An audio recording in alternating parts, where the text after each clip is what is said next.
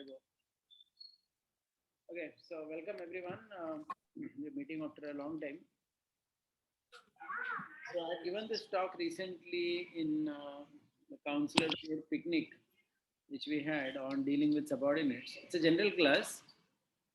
It also subordinate here includes children, includes anyone whom we may end up giving some kind of guidance or tips or advice. So we will take the same theme for today. This is based on Bhagavatam, certain verses, and also it is based on Bhagavad Gita and something from the Ramayana as well. Okay, so let's get started.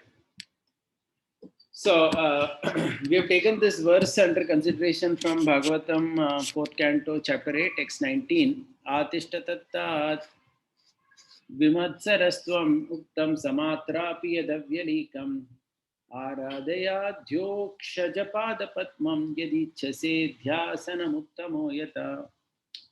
So this is a verse being spoken by Suniti to her son Dhruva Maharaj.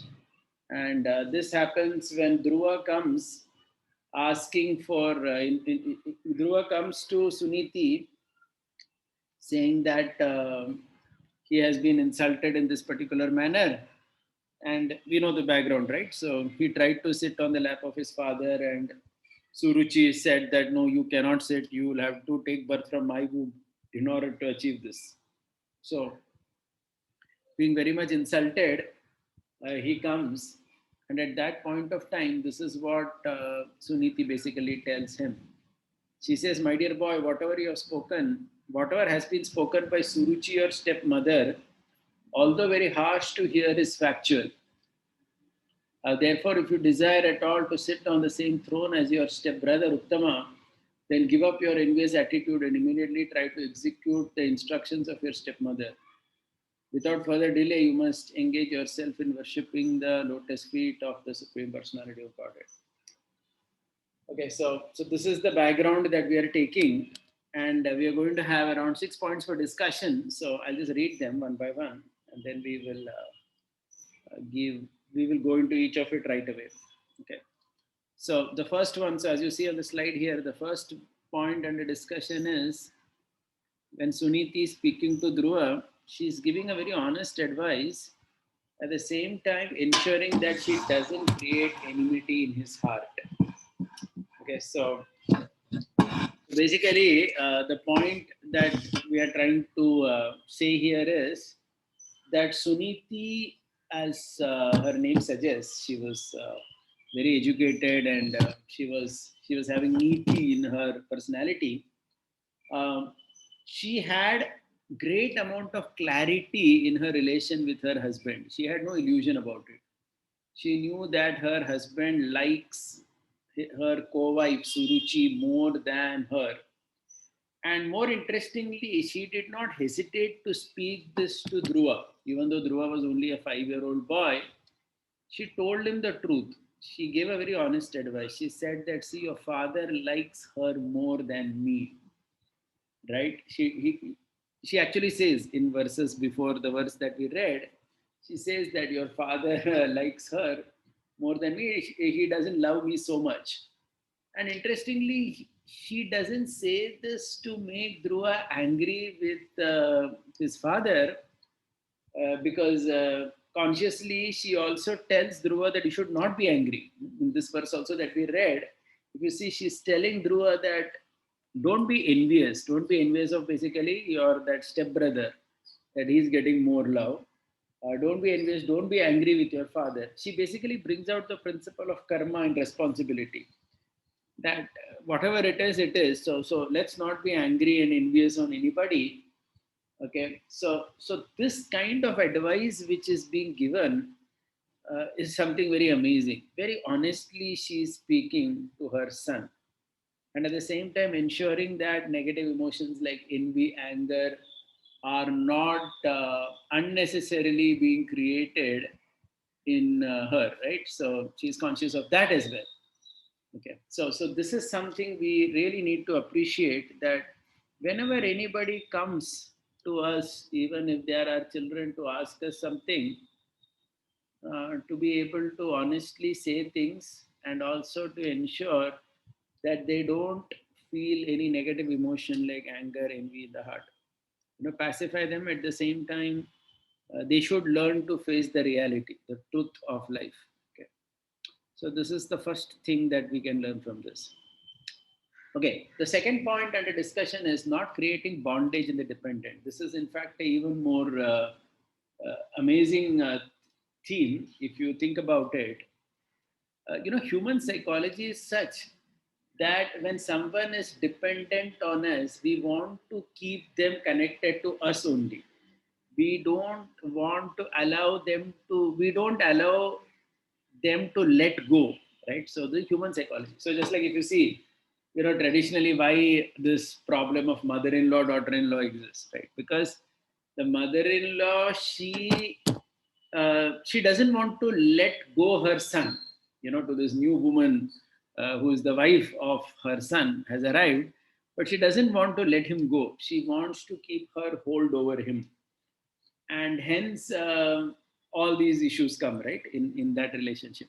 Now this is not limited to the mother-in-law, daughter-in-law, but it is said that this is very very common in most human beings, that this tendency is there that those who are dependent on us in some way, they may be our children, they may be the people you preach to or whatever, you want to keep them with you only and not allow them easily to go from your network or your scheme of things. So this is very common. This is and this also causes a lot of challenges in the human society. If you see today, especially with most people having just one or two children, sometimes just one child, they tend to be very possessive, and even after marriage, they tend to control that child a lot or keep interfering in that person's life without letting that person go. Okay. Now, here, what you learn in this particular story of Suniti is, just imagine Suniti's position. She was very vulnerable, right? Because on one hand, her husband was not loving her enough or not loving her at all. Her stepwife was not very kind to her, Suruchi. The only person she had in her life is Dhruva. And to let Dhruva go to the forest, just think about it, right? To let Dhruva go to the forest, that tum jao or kuch sikho, right? Go ahead in life. This is very difficult. This is very difficult if you consider from that person's perspective, because human psychology is such that you wouldn't want to let go, right? You wouldn't want, because normal human psychology says that if a woman were like this, who didn't have anybody in her life, her husband is not nice and other family members don't exist so much, and the only person that is there is her son, she will try to hold her son from going out as much as possible, right? Any normal woman would have said that you sit at home only and do your bhakti or whatever, and let us see whatever happens, because she wouldn't, because her need would overpower the need of the child. I hope you're understanding the point, right? So this is very important in allowing people to grow, is to not create bondage in the dependent. It's very difficult actually if you think about it very carefully. Very difficult, right? In modern world, so there was one devotee who's a who did some child psychology graduation, etc. She's a counselor in Bombay. So she was saying that interestingly, she was making a statement that most parents do not cut the umbilical cord only of the child. That means they don't want the child to go out of their control so much. They want to keep the child always with them. Okay. So even while sending a child for some sports like playing or something, you know, being overly concerned that they shouldn't get hurt at all, right? So things will happen. So when you send a child out, they get hurt, they fall, all this happens. But that overprotection is said to be not very good for the child's self-discovery of Swadharma. Because if the child has to discover himself or herself, they need some space also to grow. Okay, boy or girl, even that's why, if you remember, we have spoken earlier also about that story of Savitri, right? It's an amazing story in the Mahabharata where Savitri's father, when Savitri is of marriageable age, gives her a chariot and some bodyguards and says that go all over Bharata and find a suitable husband for yourself. Can you imagine in those times to do something like that? You know, sending a girl. Of course, she had some small army for her protection, but these are examples there in a Shastra where not creating too much bondage in the dependent, allowing the person to just go ahead in life, not always holding back. This is very important. And one devotee was once saying that all of us have heard this statement, right? Having one child only, the woman is considered barren. If you remember that story of Yamunacharya, where Yamunacharya is debating with the king, there this point comes, right? Because that queen has only one child, she is called as barren. So the thing is, why is it like that? Because it is said having one child makes that woman barren because she doesn't experience entire, that Vatsalya Bhav. She becomes unduly overprotective and she doesn't allow the child also to grow, and consequently she doesn't allow her motherly feelings and her motherly nature to become very mature. Okay, so these are some reasons that are given. So this is an important point here, which we can learn in the story, not to create bondage in your dependent. We can learn this from Suniti's example, her broad-mindedness, her such a confidence in her son that let this fellow go, no problem. Let him go to the forest. Let him go ahead in life. It's not so important that I should keep him next to me for my own psychological needs or whatever. So this is the second point that we learn in this particular story and theme. The third point under discussion here is that hearing a dependent out is being empathic, but ultimately that person has to find the solution. So this is a simple point, but what we see in the Shastra is that whenever any counseling happens or whenever two people are talking, one person has a problem and someone else is offering to help with a solution, then only diagnosing the problem and giving empathy is like blowing the boil. Okay, so just like Arjuna also in the Bhagavad Gita, he is saying so many things to Krishna, right, in the first chapter. And Krishna is hearing him out and saying, okay, everything. But that hearing is only empathy. It is like blowing the boil. But ultimately, the person has to take, he has to find the solution. Correct? He has to find the solution. So the point is, our Shastras are very much process driven. Process driven means it's not just about hearing hearing out someone. Why I'm saying this point is many times when people come to you or anyone with their own issues and problems, most of the times they want a temporary relief of being heard. It may be our own child or someone we know in our family or whoever, or your counseling or the person you're preaching to.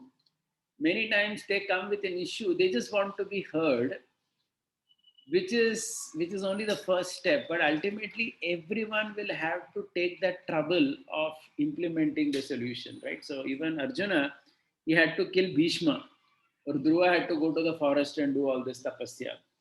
So the point is that is very important, because as we have discussed many times before, hearing, even if I hear someone else's journey. So I think this point, if you remember, we have discussed before, I have quoted this, where Pejavar Mat Swami, when in some public program with Radhanand Maharaj, when they were talking about his book, The Journey Home, it is said that this Pejavar Mat Swami said that this is his journey.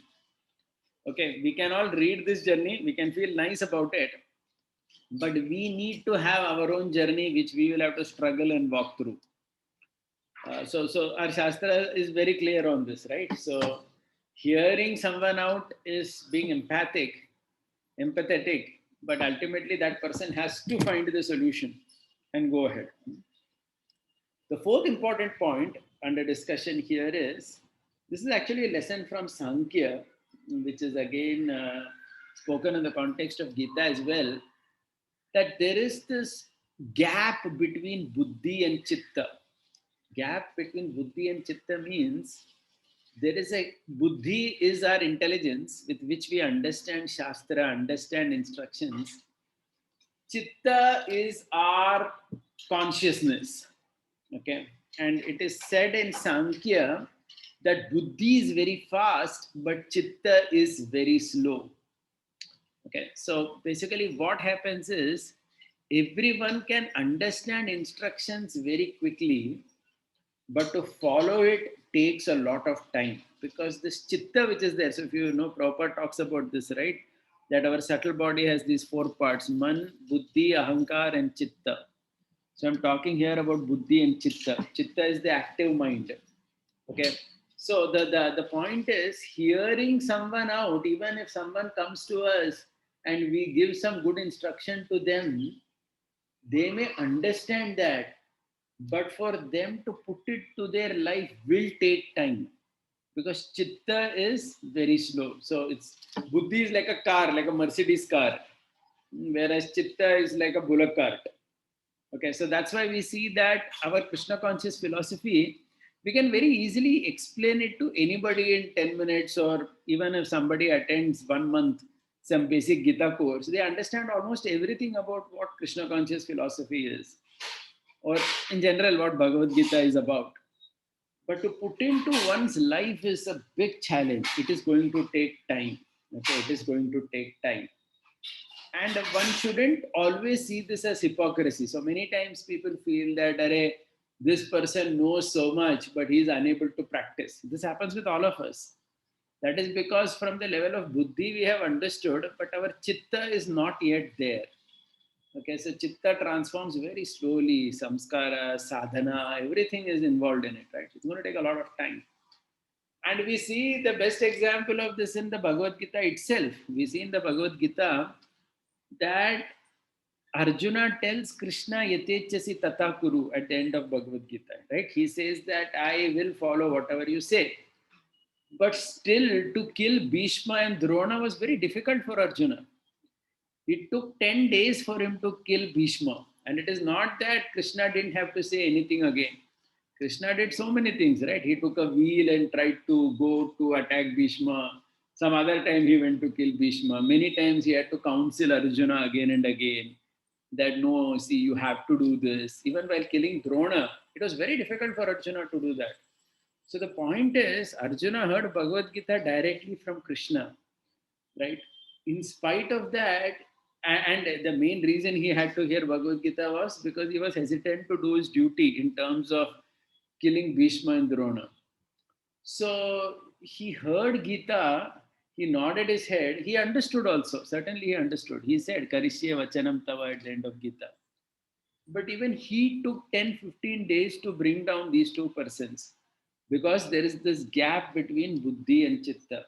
So intellectually, we all understand things very quickly, but in life, to implement certain things is always going to take time. That is why, as a teacher, as a parent, as a counselor, whatever, we have to also be very patient with our subordinates, our children, with everybody whom we are dealing with, because whomever we are dealing with, they are also normal human beings. They will take time.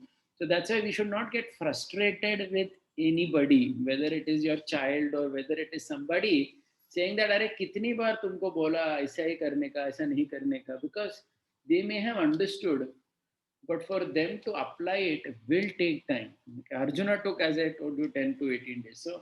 So this is there with everyone. So Krishna is a very good example where Krishna repeatedly counseled Arjuna on this matter. Correct? He repeatedly counseled Arjuna because it was never going to be easy for him to do that particular act, which was going to be very difficult. Okay. Now, if you see Dhruva, for Dhruva, it was relatively easy because, at least from his Chitta perspective, he took the teachings from his mother, and then later Narad Muni, and he went to the forest, Vrindavan, and he started his, sadhana, because he did not have to deal with people like his father, brother. He just left everybody and went. So that was something more easy. But for Arjuna, he had to stay right in the middle of the action, and fight against all these people, right? So this was very, very difficult for him. So this is a very important lesson from Sankhya, the difference, the gap between Buddhi and Chitta, and the lesson that we learn out of it, that we need to be very patient with ourselves and people whom we deal with, because everyone is going to take some time to transform. Another lesson, that's another reason also why Krishna, that's another reason also, talking about this Buddhi and Chitta, that's another reason why you see in the Shastra Krishna doesn't create so much emergencies also. As in, if you see in general the Vedic Varnashram system also, sometimes people may look at it as very slow, right? Many times like for example, the traditional Varnashram system doesn't allow you to break some duties or responsibilities very abruptly, because it realizes that for your consciousness to change is going to take a lot of time. Okay, so it doesn't say that okay, very quickly you need to renounce, or you need to give up certain activities. No, it doesn't do that. Even Krishna doesn't do that in the Gita.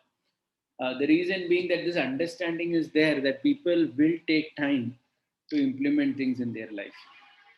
Okay. The next point we wish to discuss today, the fifth point, is importance of kala in counseling. So basically, um, time factor. We read in Bhagavad Gita about Krishna saying that he is time. Kalosmi lokakshekrit pravritto. Even the 8th chapter of Bhagavad Gita talks a lot about the importance of time. Okay, so this time is considered very important in many ways we can understand. First of all, when somebody is undergoing any trouble, okay, many times it is because of certain dasha that they have as per their karma. So just like if you see, um, whenever like in astrology there is this concept of dasha, you must have heard, na? Dasha, this dasha, that dasha.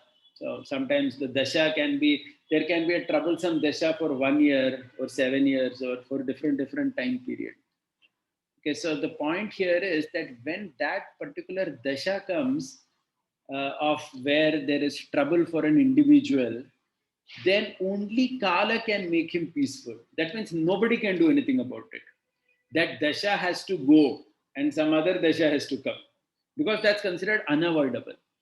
So during that time, somehow the person will have to maintain himself or herself and not give chance to not become too morose and suffer too much. Correct. So just I think I've discussed this example here before, but I'll just say it once again. Like when some death occurs in a family, then at that point of time when that event happens, there is a lot of pain. Okay, but generally one is supposed to overcome that pain only with time. Okay, only with time. That's why if you see, when there is a death or something, the first 13 days is called shoka, and there is a period of lamentation. But after 1 year it is considered shraddha. Shraddha means it is now gratitude to the person who has departed. But sometimes the shoka only remains throughout. That means even after 1 year, 2 years, some people don't come out of a painful situation. And then such people, they have no other choice but to literally commit suicide, right? So um, suicide or this depression happens with anybody because they are unable to be patient and be ready to tolerate that pain during that troubled time and allow time to heal themselves. Okay, so this aspect of Krishna as Kala is the greatest healer for any pain or troublesome situation that we may be undergoing in our life. So one devotee was mentioning that a person we knew in some other city, his daughter was undergoing a lot of trouble, and the trouble was so much that she was unable to maintain her sanity. I was a devotee child, and she was always thinking, she had too many suicidal thoughts, etc. So ultimately, when they took her to one counselor, professional counselor, that person said that no, this girl is so vulnerable right now.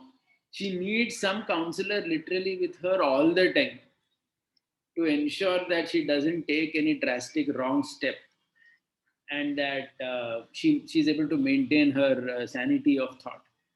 Okay, so literally they had to keep a counselor with her for some months till that troublesome period goes away.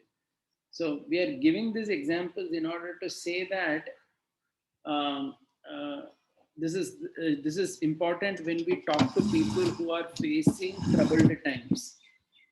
That we need to somehow or the other be able to convince them over a period of time that with time your problem will be resolved. There is no other choice you have but to somehow tolerate that. And if somebody cannot do that, they become dysfunctional. Okay, so in the Bhagavad Gita, again, if you see, the best example is Drona versus our Arjuna. So if you remember, we have discussed this, right? In the first chapter of Bhagavad Gita, when we were discussing earlier, I had made this point that when Duryodhan tells Drona, Bhavan Bhishmascha Karnascha Kripascha Samitimjaya Ashwattama Vikarnascha Somadattis Tatevacha. Right, we discussed from Ramanujacharya's commentary how each of these people whom Duryodhana said they had a limitation. Okay, what was Drona's limitation? Drona's limitation was too much attachment to his son, Ashwathama. Ashwathama had a limitation. He was afraid of death. Karna had a limitation. He was too proud and so on and so forth. Bhishma had a limitation. He had promised not to kill the Pandavas. Bhurishrava had a limitation. He was cursed to die by Satyaki. So the point is that all these people were actually cursed, or they were having some issue or the other. But the point is about Drona. If you see Drona, once he heard that his son is dead, he couldn't function. Okay, for him, that event in life, the news of the death of his son, became so overwhelmingly distasteful and troublesome that he gave up his arms and he was ready to die immediately. Okay, if you contrast this with Arjuna, who lost his son Abhimanyu, and he lost so many other sons as well. But each time that happened, the next day he fought with greater vigor. He cried when his son died, but he was able to come out of it. So the point here is that everyone must use kala or time to heal oneself and others. And those who cannot do that, they basically they are dead. It's like virtually it is nothing but suicide, right? So it is nothing but that. The last point that we are discussing today in the context of advising people is that while counseling, we have to be conscious that it is not about the words that a person says, but the context surrounding it that is very important. So I'm going to take an example which perhaps I've already taken before once, but still I'm going to repeat that particular point once again here because it is relevant in this context. Okay, so I'm saying that it is not just the words, but the context surrounding it. So if you remember when we discussed earlier from the Bhagavad Gita, Arjuna's reasons for not fighting the war.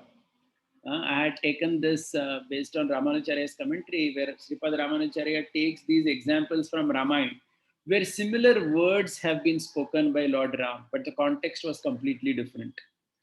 Okay, so we just take some examples once again and then conclude this discussion. So, for example, in the Gita, if you see in 1.32, Arjuna is saying, Kim no rajyena govinda kim bhogair jivitena va, nakamche vijayam krishnam nacha rajya sukhanicha. I don't want to enjoy the kingdom and enjoy all these wonderful facilities, right? So he's saying that basically without Bhishma and Drona, I don't want all. Now, if you see in Ramayana, there are so many similar verses. Like Sita in Ramayana, in one place, she's saying that without Ram, all ornaments and decorations are completely useless for me. I have no use of all this. She says this in Ashoka Vatika. Similarly, after the death of Ravan, when Vibhishan tells Ram to stay some more time for the coronation, Ram says, Tamvinam Kaikei Putram Bharatam Dharmacharinam Name Snanam Bahumatam Vastranyanicha. He says that Without meeting Bharata, I have no interest in taking the ritualistic bath. I have no interest in wearing nice clothes. I have no interest in decorating myself with ornaments. So if you see, the verse is very similar to what Arjuna is saying. No, I don't want to enjoy anything without these people. Okay, but the context is completely different. Okay, so that's the point here. So let's see some other examples. In the Bhagavad Gita, Arjuna says in 1.33, Yesham arte kankshitam no rajyam bhoga sukhani cha taime vasita yuddha pranayan statva dhanani cha. He basically says that, he says, right, that what is the use? Nihatyam dhartra rashtranam. If the sons of Dhritarashtra come and wish to kill me, then what is the point? Why should I fight against these people just for wealth? Basically, he's telling that I don't want to fight and kill my relatives just for wealth. It is better that they only kill me. Interestingly, Ram is also saying very similar thing. Right? This happens when Lakshman informs Ram that Bharat has come with his army and most likely he has come to kill us in Chitrakoot, and hence we should attack, counterattack and kill him. At that time, just see what Ram says. Pitus satyam pratishrutya hatva bharatamangamam kim karishyami rachena sapavadena Lakshmana. Oh Lakshmana, what will I do by killing Bharata? I don't want a kingdom by killing Bharata. Yet dravyam bandhavanam va mitranam vakshaya bhavet naham tripta pratigrishyam bhakshan visha kritaniva. Ram says that killing Bharat and enjoying a kingdom, forget it. That is just like taking poisoned food. In fact, Ram says it is better that Bharat kills us. I don't want to kill him. Okay, so I'm quoting this verse. So these are, we have discussed this once before, but I'm putting it in this context here that the statement made by Arjuna in the Bhagavad Gita and the statements made by Rama in this context, the statements are very similar to here, but the context is different. What is the context? In Arjuna's case, the opposite party is all full of adharma. Okay. And in Rama's case, the context is he's having such feelings towards Vibhishan, towards Bharat, towards Lakshman. He's having such feelings towards the Bhagavatas. So Arjuna's words, which were there, where he is expressing all these emotions, were towards either the Kauravas or were towards Bhishma and Drona, who were in a way supporting the adharma. But in this context, it is not like that here. So the words are same, but the context has changed. And can you see such a big difference in the two? You may say the same words, but when the context is different, then everything changes. So what Arjuna said becomes condemnable. And Krishna is also saying that, Arey, what you're lamenting for something that is not worthy of lamentation. But Rama speaks the same words, but that is not considered lamenting. That is not considered weakness of heart. That is considered the right emotion. So the words can be the same. So when we hear two people, sometimes we have to always see in which context they are speaking. Because just by hearing the words itself, we may not understand much. Just look at one or two more examples. You will be able to appreciate this point further. So in 1.35, Arjuna says, Api Trailokya Rajar se kim heto kimnu mahi krite. What will I do with the whole kingdom? Even if I get the three words, I'm not going to be happy, he says. And if you see, similar words are spoken by Lord Rama. Okay, so this also we have discussed once before, where Ram tells Sugriv, when Sugriv had tried to attack Ravan prematurely and landed in a danger, Ram tells Sugriv, Idani mam krita veera evam vidam arindama tvai kinchit samapanne kim karyam sitaya mama. Ram is telling Sugriv, Arey Sugriv, if something would have happened to you, even if I would have got Sita, I would not have been happy. Okay, he says. And similarly, when Arjuna is saying in 1.37, Swajanam hi katam hatva sukina shyama madhava. How can I be happy without my family members? How can I kill them? And how can any money give me any kind of happiness? He speaks all these verses, right? So Ram is telling Lakshman, Dharmartam, Dharmam artham cha kamam cha prithivim chapi Lakshmana ichhami bhavatam arte etat pratishrunumite. Rama tells Lakshmana that dharma, artha, kama, prithvi, anything that I am aspiring in the world, my dear Lakshman, it is only because of you. Yadvinam bharatam tva sugrivam chapi manada. Bhaven mama sukham kinchit bhasmatat kurutam shiki. Ram is telling Lakshman, if there is some kind of happiness that I could get, but Bharat, Shatrugna, and you cannot get, like that, if some happiness exists, let that happiness be burned to ashes. Right. So we are discussing these verses just to convey this point that the words could be the same, but the context can be completely different. Hence, the advice is completely different. Okay. So I'll just summarize and then we will take some questions. So the theme today was dealing with subordinates. So we saw this verse from Bhagavatam where Suniti is telling Dhruva that, she's telling that don't feel envious and just go to the forest and worship the Supreme Lord. So there were 6 points that I discussed today. So I'll just recap them once more. Um, First thing is that Suniti gave very honest advice to Dhruva. She told him very honestly, as I said, that your father doesn't love me, but don't be angry at him. Don't be envious of him, or don't be envious of your brother Uttama. And you need to understand that you have to do tapasya and go ahead in life. So this is the first thing, that whenever somebody comes to us for something, asking shelter, give very honest advice. At the same time, don't create enmity in their heart. Second lesson we learned is that in any dependent of yours, don't create a bondage and hold them back, not allow them to progress. So Suniti, we see that she didn't have anybody in life, but still she allowed Dhruva to go to the forest. Okay, so this is a classic point where we see that we cannot hold back the subordinate, your children or something, just because you want some psychological security. Okay, it may be disciple, it may be whatever. That's why we see in the Vedic system also that after teaching, the guru sends the disciple off, saying that now you go and work in the world. This whole concept of this concept of creating bondage in the dependent is extremely Abrahamic. It is very Christian and Islamic, where if you see these people, what they do is they create a fear system and a thing that, hey, you see, you have got the grace through this church or this particular person, so you have to always be committed. So it's not like that. So not creating bondage in the dependent is considered very important, so that they progress in life. Another point that we discussed is hearing a dependent out is being very empathetic to them, but ultimately they have to find the solutions. Whether it is Arjuna or Dhruva, they had to find the solution.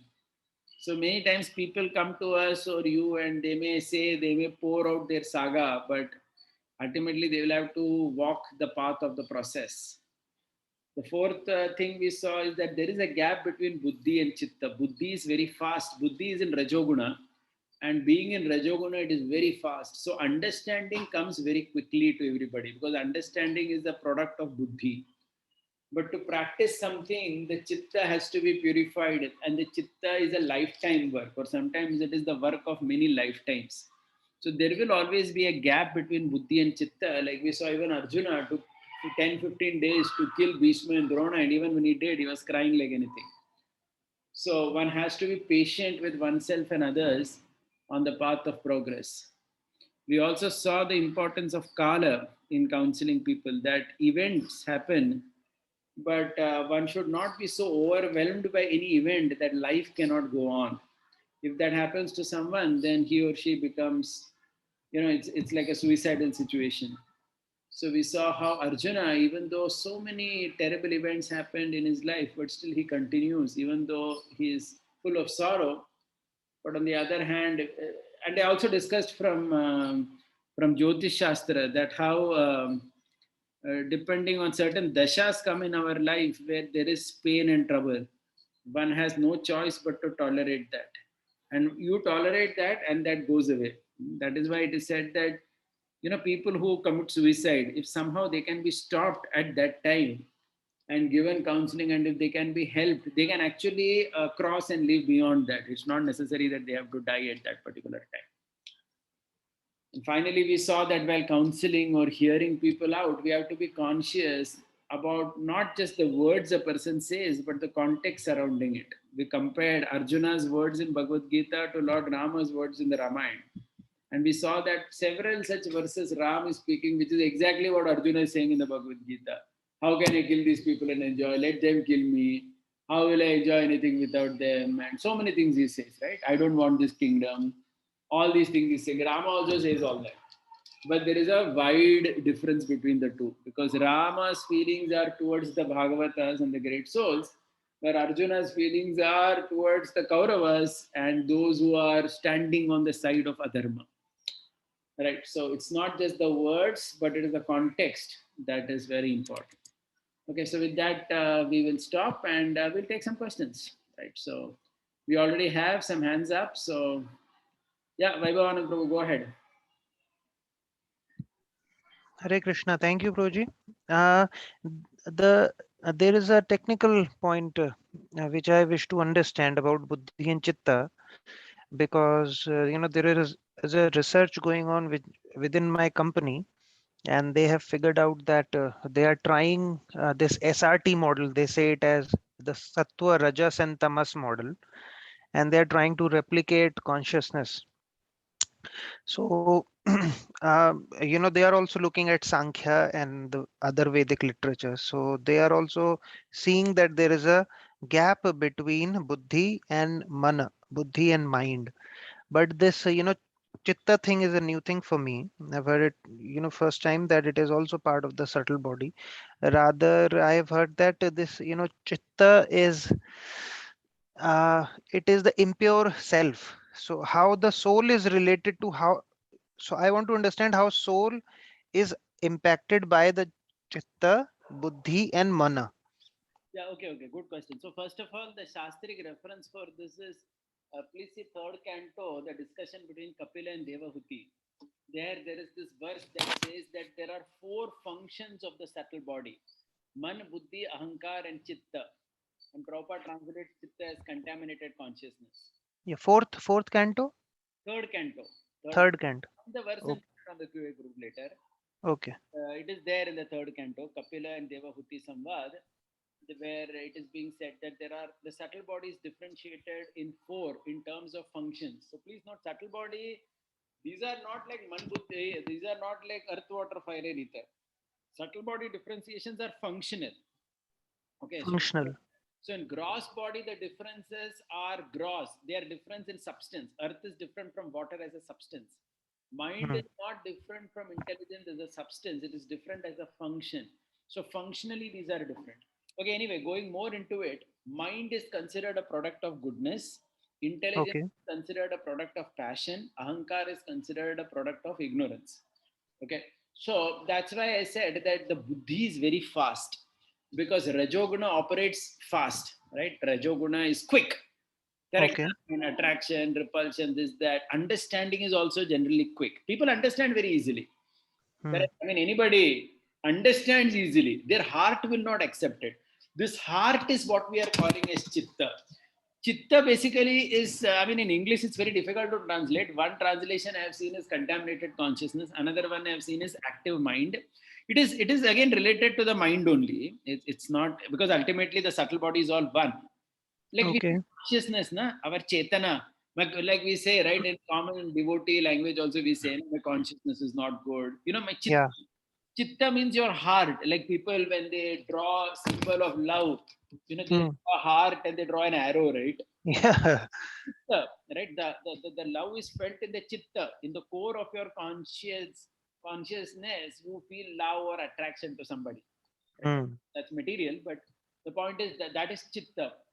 This chitta is considered very slow because see, chitta is your consciousness. Consciousness doesn't transform so quickly like the mind transforms. Okay. Sorry, like the intelligence transforms. Buddhi transforms very quickly, na? Like, see, Hmm. if I give you a class on Bhagavad Gita, you understand what is Sharanagati. Correct. Yes. You can just say how gopis surrendered to Krishna. You can understand Sharanagati very quickly. But to implement Sharanagati, your chitta has to transform, right? Chitta Hmm. transforms with samskara and sadhana, which takes a lot of time. Okay, which takes a lot of time. So the heart doesn't accept. So I don't know, you remember this, but there was a movie in our college days. it was called "Ye Dil Hai Manta Nahi." Yeah. That is, again, they are referring to the chitta only. The chitta is not accepting. The Hmm. chitta is accepted that this person will not be my lover in my life or whatever. But my Okay. chitta has not accepted it because my So, heart has not accepted. So so is it the product of ignorance? I mean, we have the three divisions of Sattva, Rajas, and Tamas, but it's considered a product of the mind only. It's another, it's considered, it's something considered out of the mind only. That means if you consider man, buddhi, ahankar, chitta hmm, is more related to mana and not buddhi and ahankar. okay. But So, chitta is the closest thing that the atma perceives. That means in the subtle order, it is the last thing, right? So we are all conscious of something, na, our emotions. All that is in our yeah. chitta only, na. See, that is the closest to our soul, literally speaking. Like that. Yeah, Hmm. that's the point of what I'm saying. So Yeah. that is very slow. So the point we are discussing is that is slow by definition. So that is Yeah. why we have to be patient, I said, with anybody we are guiding in life or even with ourselves. Because Hmm. change in life will always be a little slow only. Unlike Okay. intellectual understanding, which can be very fast. Yeah, this point I understand, but I want to see how they are different from mana, because mana is sattvic, so I think it should be, it should be considered better than buddhi, isn't it? Because sattva is better than rajas. Sattva is higher. No, that's not the point here. Sattva is higher, see, but functionally buddhi is higher than mana. See, Functionally, buddhi is higher. Oh, higher, yeah, this is is higher. So the order is man, buddhi, ahankar, and chitta, right? I mean, functionally, that is the order. See, mind is a product of goodness. That's why, like Gurujan Prabhu writes, that even Buddhistic meditation, if somebody does, you will feel peaceful. hmm. Like a Buddhistic meditation है ना, शांत बैठो एक जगह, सब कुछ भूल जाओ. You actually Yeah. slowing down. So slowing down the mind gives you some happiness because mind is a product of goodness. तो जितना Okay. स्लो करेंगे ना उसको, थोड़ा शांत हो जाता है वो, अच्छा लगता है. That's why people like you go to a hill station, you go to a mountain, you approach anything slow life na, your mind becomes pacified. In a very hectic life the mind gets stress because the mind is a product of goodness. तो Hmm. Fast paced life में ना mind को stress होता है. Are you getting the point here? Yeah. Yeah. Yeah. We can discuss Okay. further. Yeah, it's a very interesting topic. Yeah. Can you take a little longer, or Yeah, little longer discussion between these three at least? sure. Sorry about Okay. it. Thank you. Is that Mataji or someone else? Uh, is that Yamuna Jivan Prabhu or Priya Sundari Mataji? Whose hand was up?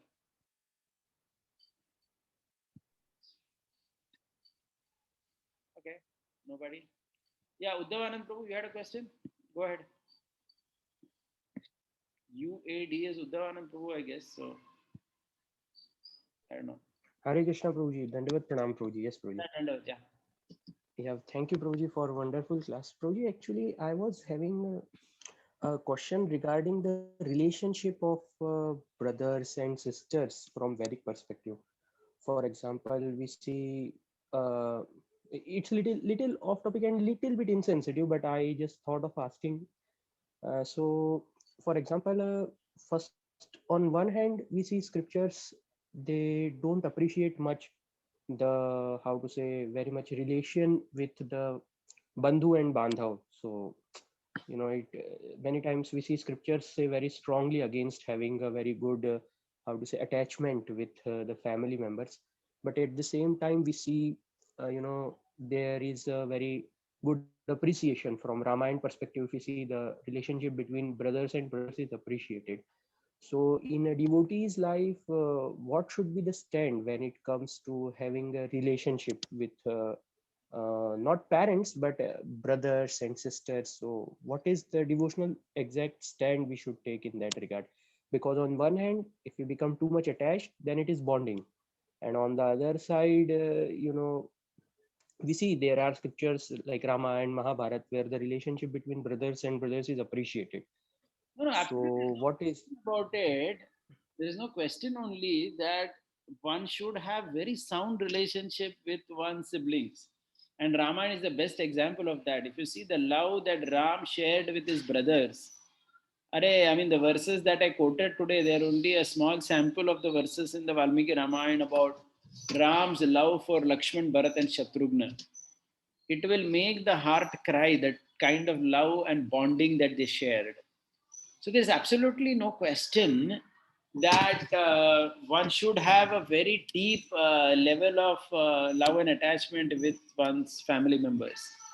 Okay, now this scriptural statement that you are saying, right, about Bandhu, Bandhava, and all that, see, it is the point is this relation with your family members shouldn't come in the way of your relation with Krishna. That's all which is there. Okay, and it need not come.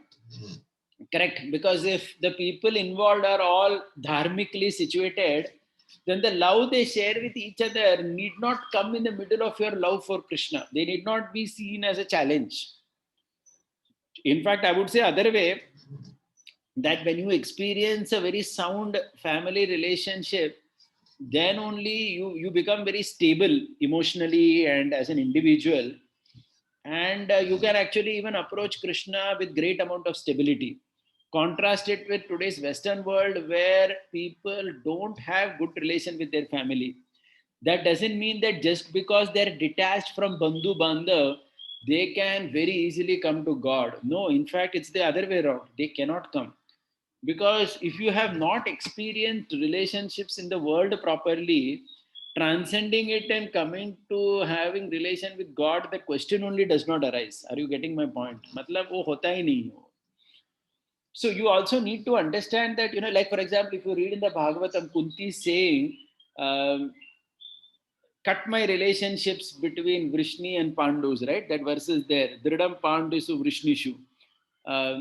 Just the shackles of love that I have between the Pandus and the Vrishnis, you cut it so that my heart can flow towards you like Ganga goes towards the ocean. So please try to understand these are true devotional emotions that are arising in the heart of a devotee, but at the same time you shouldn't see them so literally. That means I would say that there is a poeticness in it, and also Kunti is trying to ensure, or she wants to tell Krishna, that nothing should come in the way of my love towards you. But it is not to be seen as if Kunti seriously, wanted to give up all these relationships. No, she doesn't give up anything. I mean, if you ignore the fact that in the last few years she walks away to the forest with Dhritarashtra and Gandhari, but other than that, she's with her family only all the time, right? So, and she's experiencing very good relations with them also. It's not that there is some frustration or there is some heart burning and all that.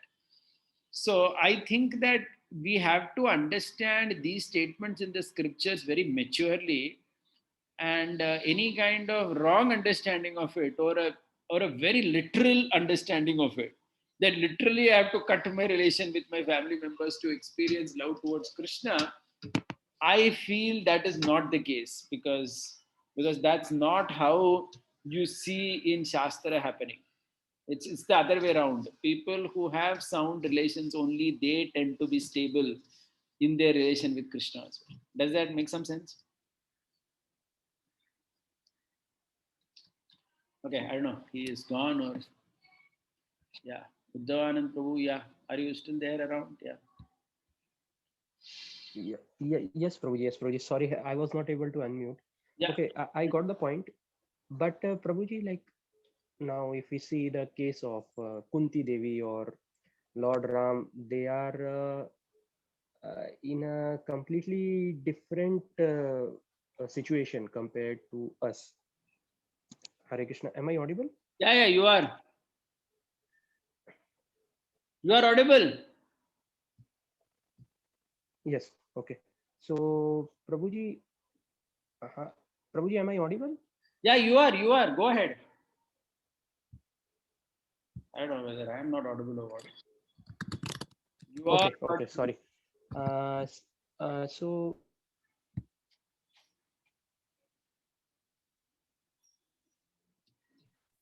No, I think there is some issue with him. Okay. sorry, Prabhuji, my internet is not stable. Okay, no problem. We'll talk later. Yeah. Priyasundari Mataji, you want to go ahead?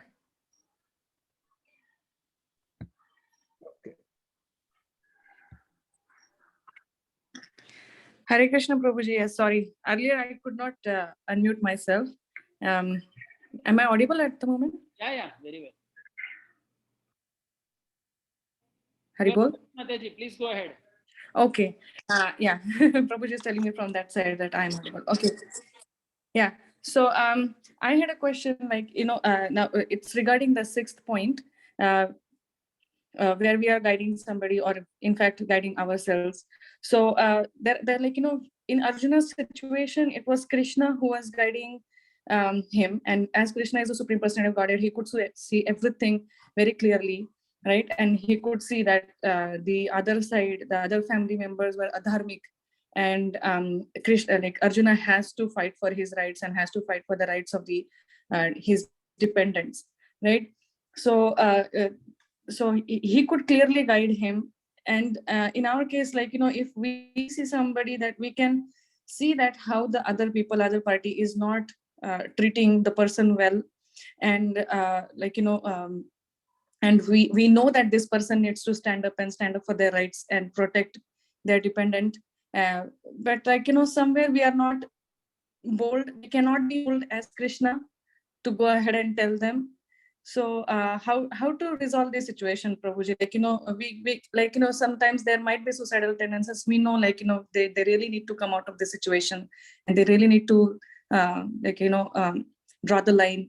So how do we guide, or how do we, if we find ourselves in this situation, how to discriminate or how to make it out that we are not taking the extreme measures?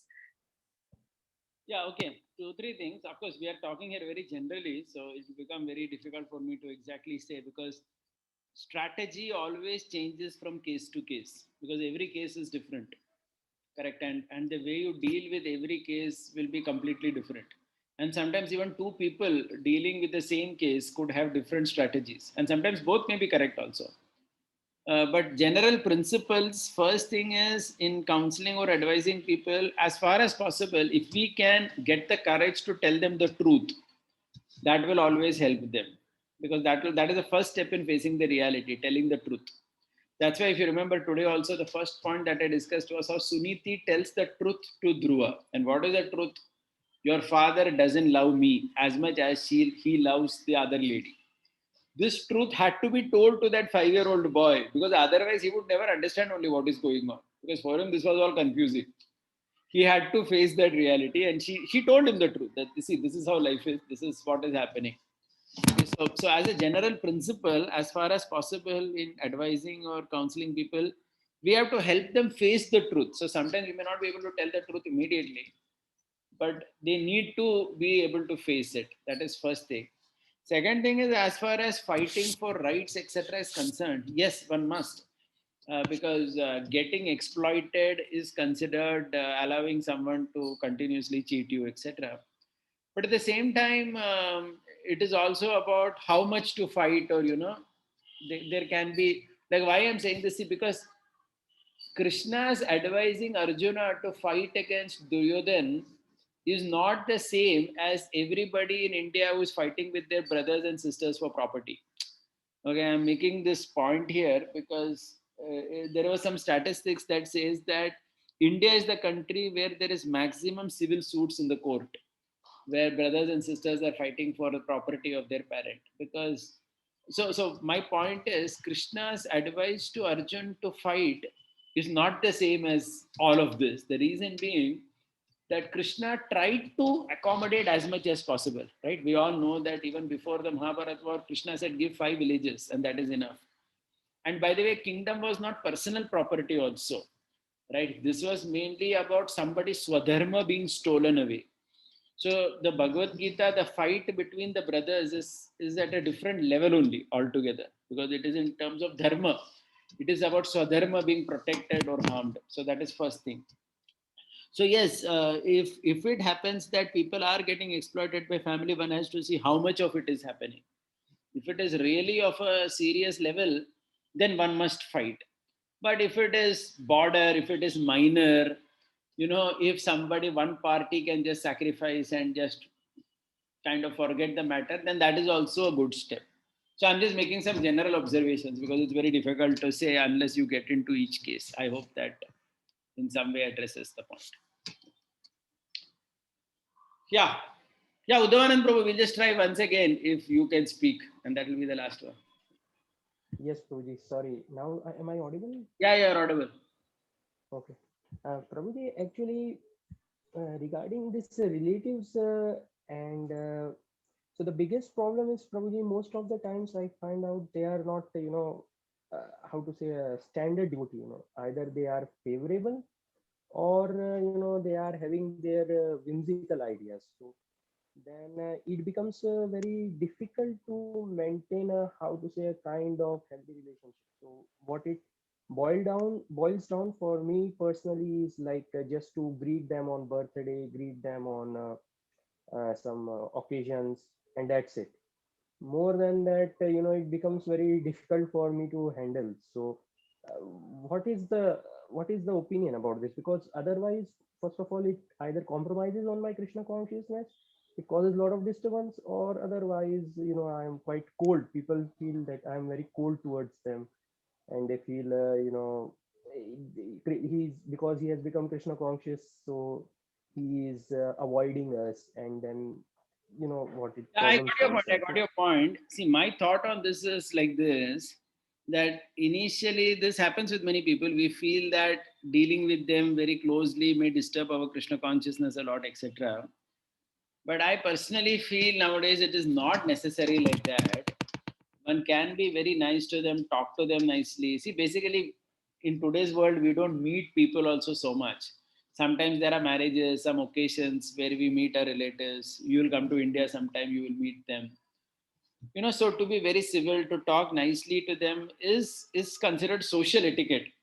So your relatives could be so I don't necessarily look at all these as in some way burden to Krishna conscious practice, etc., because it's not necessary that dealing with them nicely means, just like in our office also, right? We talk to people very nicely. That doesn't mean that I'm compromising with my spiritual life or something.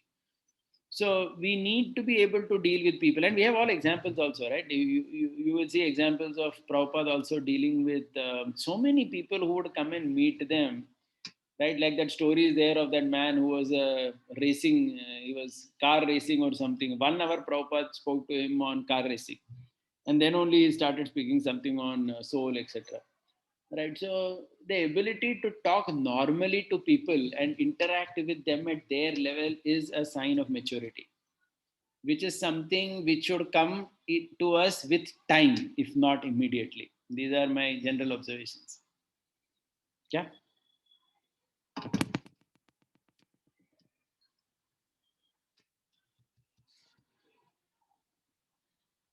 Yeah, you had something else to say in this? yes, Prabhuji. Actually, one more point I was having in this regard, like so it is also little bit similar. So when I am many times I observe that when we do preaching, so some devotees they pick up the Krishna consciousness very successfully, and within 1 or 2 years they are now already chanting 60 rounds. But there are some more people in the group who are not so very picking up. They will be chanting 2-3 rounds, but they will be participating quite regularly in the programs.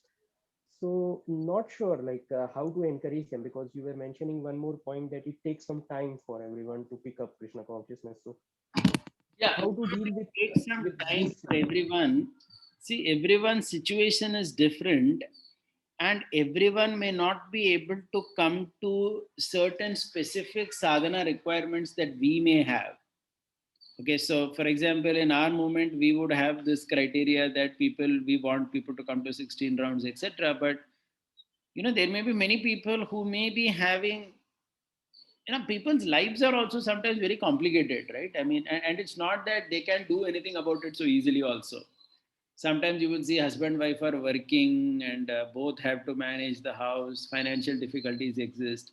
They may simply not be able to give this much volume of time, right? So I would say that, I mean, I find it very difficult to associate sincerity with necessarily as a product of the amount of sadhana they commit to. It may be possible for someone, it may not be. But I think as a preacher, as a well-wisher, as a friend, you can always be nice to them and encourage them at whatever level they are. Right? If you see Radhanath Maharaj also in GEV, when he gets these foreigners, especially because when he preaches, devotees were telling me that he rarely asks people to, to chant this much and so on. It's in Maharaj doesn't lay so much. He just tries to be nice to them and just be very patient with them, and whatever they take up, that's fine. So I think that patience is also important for us, and this is going to be applicable with your children as well. Okay, so we should not assume that our children will automatically take to the kind of sadhana commitment that you and me may have taken. They may take to, they may not take. But irrespective of that, we cannot brand them sincere, insincere based on that. This is my personal view on this. Yeah. Okay, I think we need to stop here. Hare Krishna. Thank you, everyone. Srila Prabhupada ki jai. Gaur Bhakta Vrind ki jai. Nitai Gaur Premanande. Hare Hare Bol.